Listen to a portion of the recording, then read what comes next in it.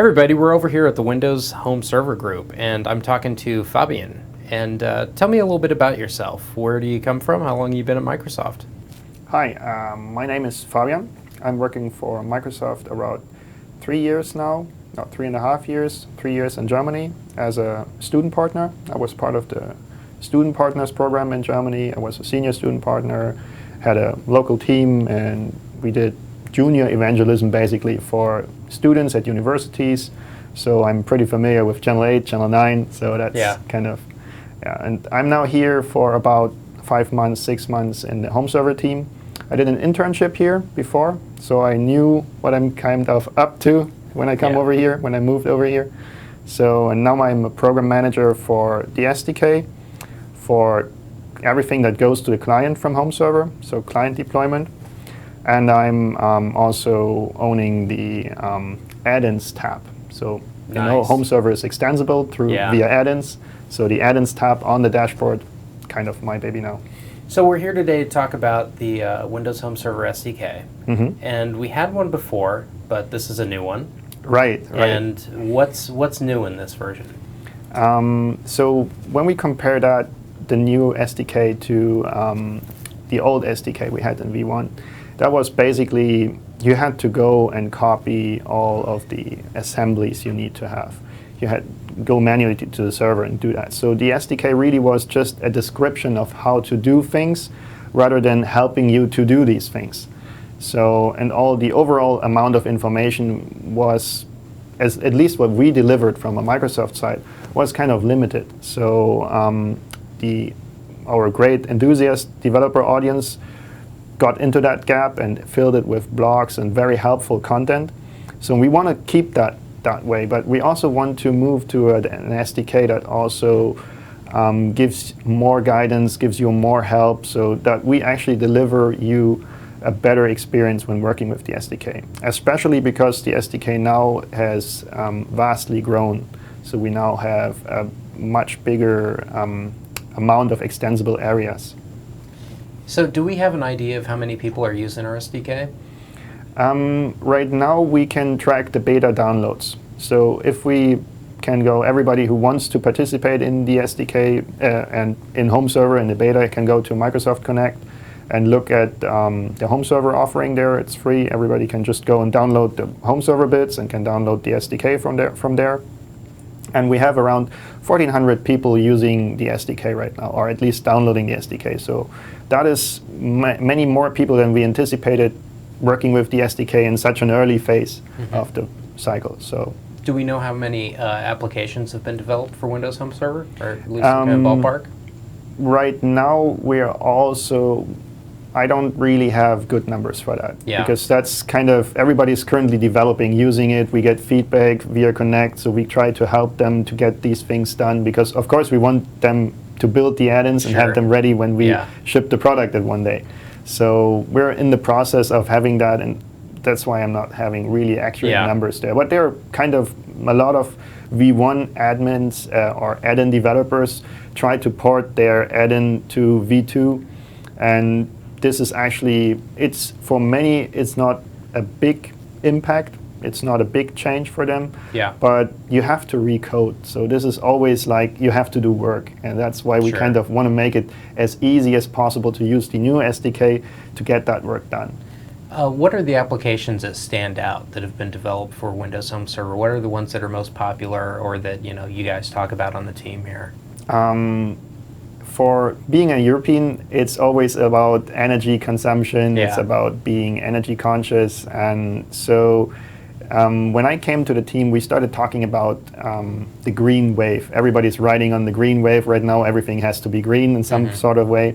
So home server used to be green in the V1 version before that started already. So we had a low energy consumption server, and there were some pretty good add-ins that actually help you schedule when your server is up and when your server is down. There were some pretty good add-ins that help you to see the overall health of your server, even if you're not at home. And there are some very good examples of add-ins that we like to see again in home server version 2. but it would be a kind of biased if I pick out now a few of them. But there are many great add-ins out there, and with some of them, these developers, they already got back to us via Connect and tried to get help from us and how do they accomplish their specific goals. So if there is someone out there who really wants to do their work and change their V1 add-in to V2, I highly encourage them to just come over here and go to Connect and download the bits and ask us via Connect. That would be the best way to get directly engaged with us. For someone who's been a developer on like the Windows client, what's the paradigm shift with Home Server that they should get their head around? What are the things that make it different that they should consider? So basically if you work for a client, you always have a headed environment. You always have a monitor, a keyboard. People are directly in interaction with your application. And since Home Server is based on Windows Server 2008 R2, so we use the same code base, and we also provide another layer above of that.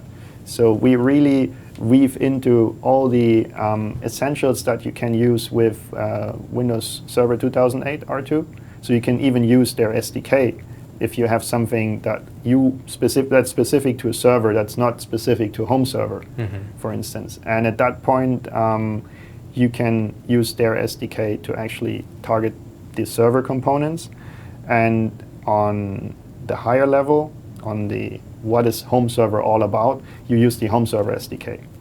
And the specific paradigm shift is that you have to look at it as you are an enthusiast or a person that is not so much familiar with having a server at home. Yeah. So people who are really, they want to use it, but they are not experts. Yeah. So you have to feel their pain. You have to not assume that they are IT pros. You have to feel that they are normal users like mom and dad who really wants to use that kind of service we provide or the services we provide with the Home Server, but are not too tech savvy. Yeah. So it's always, if you get your head around this direction, that you're targeting normal everyday persons with that, then you made the first big leap forward to having a great add-in. Sure.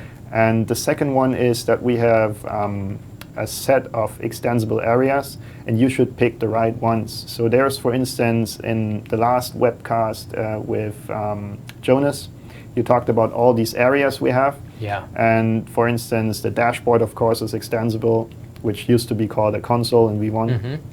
Then we have the Launchpad, a new concept that basically provides you with all the common tasks and links we have in Home Server available for everybody. So we made it more convenient to actually get these tasks to persons or make them accessible. And you can extend the dashboard. You can extend the Launchpad to get your tasks in there as well. You can also extend the remote web access website, which basically gives you the anywhere, anytime access from all over the world to your Home Server. So you can create a gadget for this website.